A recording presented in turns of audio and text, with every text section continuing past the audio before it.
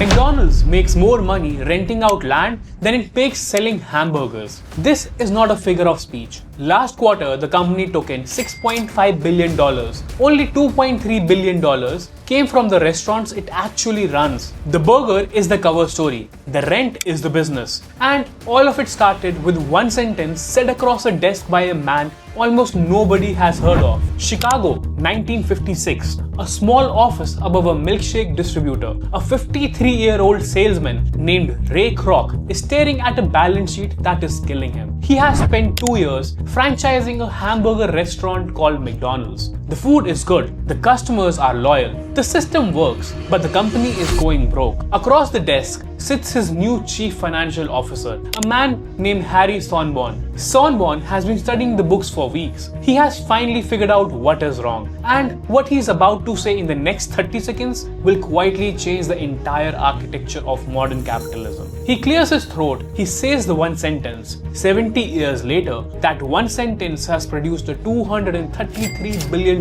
company, 43,000 restaurants in over 100 countries, and a real estate empire so large that even the people who eat there every day have no idea what they are actually buying. Watch what Sonneborn said. The problem with McDonald's in 1956 was not the food. The food was the whole point. 20-cent hamburger, 10-cent french fries, a 15-cent milkshake. People queued around the block. The problem was the math. Every time a new franchisee opened a McDonald's, they paid Ray Kroc a small upfront fee and a tiny royalty on every burger they sold. By the standards of franchising in 1950s, this was very normal. By the standards of running an actual business, this was insulting. Kroc's cut on a 15-cent milkshake worked out to a fraction of a penny. Multiply by a few hundred franchise, subtract the cost of a corporate headquarters in Chicago. You had a company that was perpetually one bad away from collapse. Kroc was famous. He was charming. He was relentless. He could sell a McDonald's franchise to anyone. But he could not sell his way through an architecture that was, by design, too thin to be profitable. This was the room Sonneborn walked into. Sonneborn was an accountant, not a salesman. He had spent his entire career staring at balance sheets and asking the one question on repeat: where is the money actually being made? When he looked at McDonald's, he saw something that Kroc had not. Every new restaurant needed a plot. Every plot of land had to come from somewhere. Right now, the franchisee was finding the land themselves, renting it from a local landlord, building a McDonald's on top of it, and paying Kroc a royalty on every burger sold inside. Sonneborn's idea was to move one step earlier in that chain. What if McDonald's, the corporation, bought the land first, then leased it to the franchisee at a markup forever? The franchisee would still pay the royalty, but on top of the royalty, they would pay rent to McDonald's every month for the next 20 years, whether they sold a million burgers or 0 burgers. Sonneborn turned to Kroc and said it plain: you are not in the hamburger business. You are in the real estate business. The hamburger is the bait. The land is the real catch. Kroc had spent 2 years trying to make money on flat royalty model. Sonneborn had just told him in one sentence that the actual product was not food. It was real estate with a burger on top to make sure the rent kept coming in. That same month, Kroc set up a subsidiary called Franchise Reality Corporation. Its job was simple: find prime corner across America before anyone else realized what they were worth, buy them, then build McDonald's on top of them. For the next 30 years, this is exactly what they did. While other chains rented from outside landlords, McDonald's bought. While Burger King leased, McDonald's owned. While KFC negotiated rent, the McDonald's set rent. Every new restaurant was 2 deals stacked on top of each other. A franchisee deal on the surface, a real estate deal underneath it. By the 1980s, the company owned the dirt under thousands of restaurants.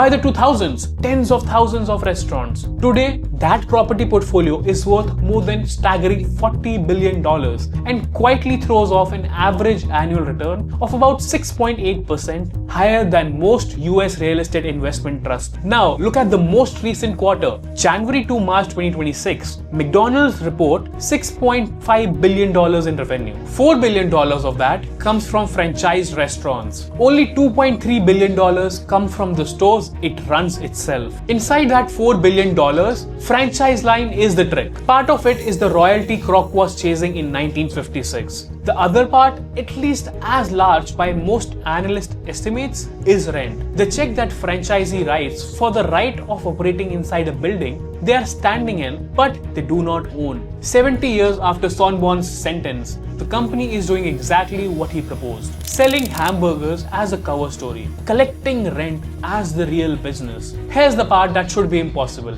The entire model has been openly explained in case studies, in books, in interviews with former executives for 40 years. Every competitor knows what McDonald's did. None of them have managed to replicate it. Why is that? Because the model requires something most companies cannot give: patience. To build a $40 billion property portfolio, you have to spend money upfront on every single new store. Knowing the payoff comes slowly. 20 years of lease payments, store by store, decade by decade. Most restaurant chains cannot afford to think on that timeline. They have quarterly investors, they have growth targets. So they take the easier path. Lease from a local landlord, collect a royalty and move on. A Burger King leases almost everywhere. Wendy's leases, KFC leases, Subway, the largest franchise chain on earth, leases. Every one of them looked at McDonald's, understood the trick and decided the slow path was not worth it. So McDonald's kept walking alone for 70 years. If you want to see this exact move in another business where the ticket you buy is not the thing that pays the bill, I broke down Indian Railways. But here is where the story stops being about hamburgers. Walk around any city, look at any business that has lasted, the ones that did not just survive a decade,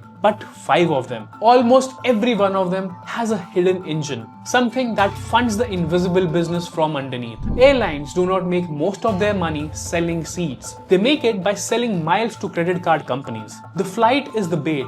The card is the real catch. Supermarkets do not make most of their money selling groceries. They make it from brands paying for shelf spaces, eye level placement, end cap displays. The aisle is the real bait. The shelf fees is the catch. Movie theaters lose money on movie tickets. They make it back on popcorn and soda and a box of candy that cost them 60 cents and they sell it for $7. The film is the bait. The concession stand is the real catch. Coffee chains are not really in the coffee business. They are in the business of impatient commuters at 8 a.m., which just happens to be delivered through coffee. In every one of these, the thing the customer thinks they are buying is the cover story. The real business is happening one step removed, hidden inside the line items the customers never see. That is the McDonald's lesson. Not about real estate, but about every business you spend money with. So here's your assignment. Pick one company you give money every single month. A subscription, a store, or a brand. Open any analyst summary online and look at their revenue breakdown. Find the line item that surprised you. The thing that makes them money you did not know